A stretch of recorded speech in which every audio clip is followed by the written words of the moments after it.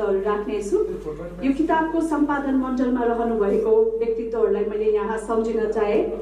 उहाँहरू हुनुहुन्छ डाक्टर लोकनाथ दुलाल, उहाँ प्राड हुनुहुन्छ त्रिभुवन युनिभर्सिटीको। त्यसै गरेर गुरु लम्सालजी हुनुहुन्छ अभिनयबाट, मैले उहाँलाई पनि सम्झिन चाहे र लेखकको तर्फबाट धन्यवाद दिन चाहे।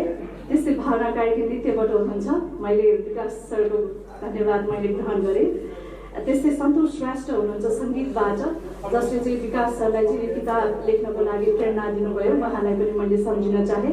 त्यस्तै बखत हमाल सर हुनुहुन्छ, जसले चाहिँ उहाँलाई हस्टे हैसे गरेर आजसम्म यो किताबको लागि यसरी टाइम दिनुभयो र यो किताबको सफल विमोचनको लागि उहाँको एकदमै आदरणीय भावनाहरूको कदर गर्दै उहाँलाई पनि विकास घले सरको तर्फबाट मैले धन्यवाद ज्ञापन गर्न चाहे। धन्यवाद सर।